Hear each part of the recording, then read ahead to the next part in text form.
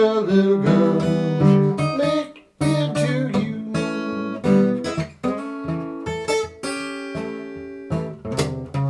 Little girl, what have I did to you?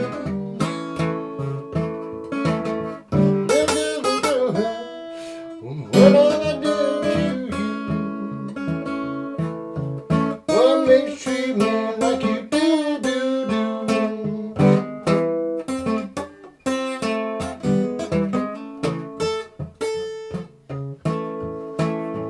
Lord have mercy upon me. Lord have mercy upon me. Yes, Lord have mercy upon me. Yeah, it's nothing but trouble in this world I see.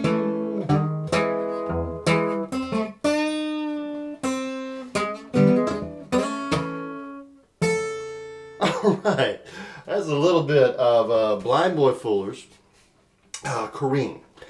As I have said before, there is no such thing as an easy Blind Boy Fuller song. When I first heard this one, I thought, oh, that's a slow, kind of loping kind of blues tune. Got a lot of licks in it, like Stingy Mama, which we did a couple weeks ago. It's not. It's not easy. It's that signature lick, I tell you, it's given me more trouble than just about any of his tunes. This is really typical of what he would do, really the key of A, but of course he would put a capo on the first fret. One of the few pictures of him shows him sitting on a bench with his guitar and a capo on the first fret. I think it just worked better for his voice. There's no reason to play it in B flat, except that in the 20s and 30s, songs in the key of B flat were very popular. And that's because horn players and clarinet players, anybody playing woodwinds or horns, had an easier time playing with the key in the key of B flat than they did in A, or C for that matter. B flat's just, well, I don't know, B natural, obviously, yeah, but B flat just works really well for horns. Okay, so does E flat. So you see a lot of songs in the 20s and 30s done in B flat and E flat. So let me go over the lick, because once you get the lick down, it's not too hard. All right, that's it.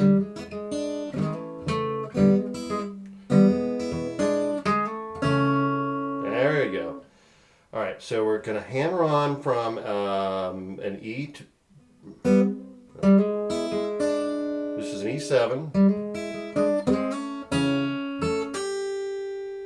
So, typical again, Blind Boy Fuller, you're getting a lot more notes to the measure than you normally would see in a lot of songs, but they're not all uniform.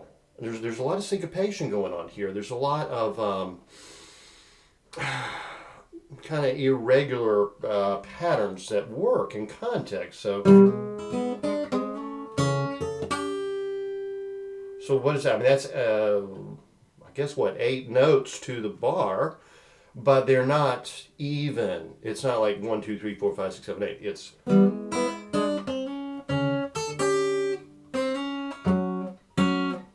I'm hitting the wrong note there. All right.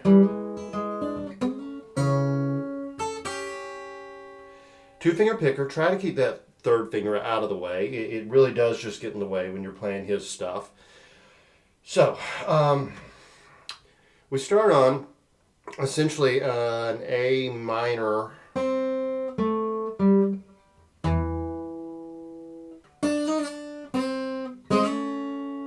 an A. All right. Grab your bass string and your D string at the same time. You're on E here.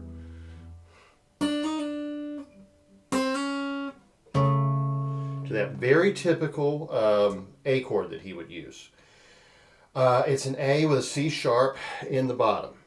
And he would usually play that and then open.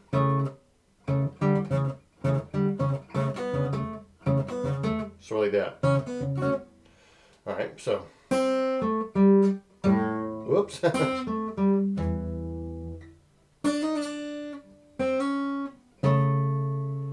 Alright, then we're going to do the lick. just very quick. And then we're going to walk up to a D7. Alright, this is a little tricky as well. Grab the, let's see, first string, 5th fret, obviously, and then the 4th string, 4th string, 4th fret. Pinch them together. Then syncopate it.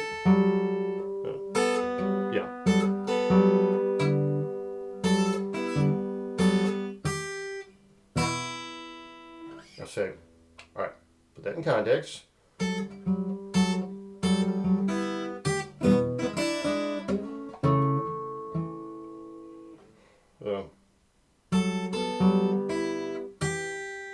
To an A7. Open. No.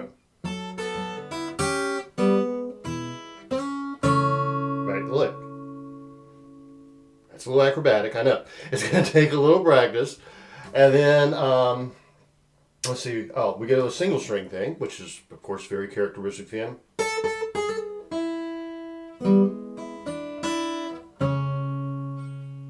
So just...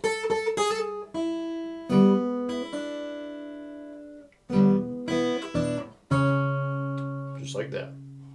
The lick, but actually that's actually a little simpler. You have your one less note or two in that time. Okay. And then string bending on the 2nd string, again very typical Blind Boy Fuller. Let's see, we'll go like we did before, just slide up from 3rd to 4th fret, pull off. There we go.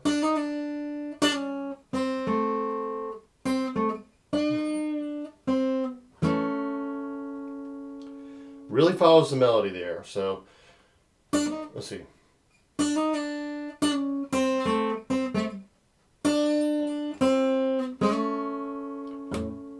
2 beats. Basically just a double hammer on there on the 4th string. And then repeat. We go, really bend that D note there.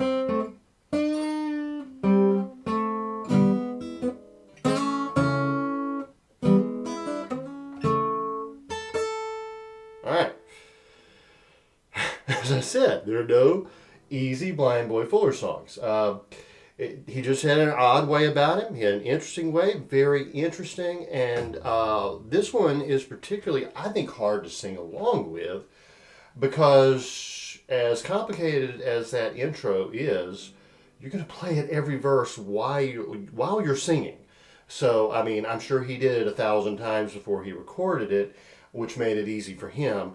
You're going to probably have to play this many times before you get... Corrine, Corrine, hey, why you treat me so? I said, Corrine, what make you treat me so? Corrine, Corrine, what make you treat me so? See, you didn't stop me knocking on your door.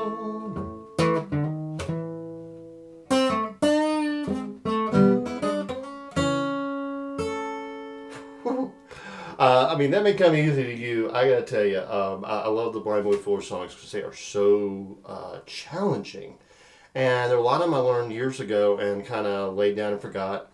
And over time, I've actually simplified them when I play them. And like I probably during the singing part would not have played the same that I did with the break. I'd just be going, you know.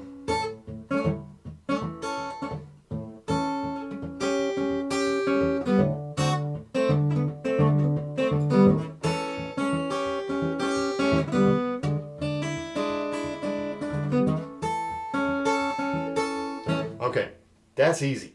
And I think, not that I had really paid much attention to this one before, really just kind of got into it past couple of weeks when I was thinking, what's the next Blind Boy Fuller song I'm going to do? That would have been the way I would have played it, and then tried to mimic the break, you know, with his opening intro there, and gotten that as down as best I could. And I think I played around with that a few years ago, probably 20 some years ago. But listen to that record, and I did reference Stefan Grossman's book. I mean, first time listening through, I thought, man, that's okay. That's gonna be a piece of cake. That's just a laid back. And then I started playing it. Wow. Yeah.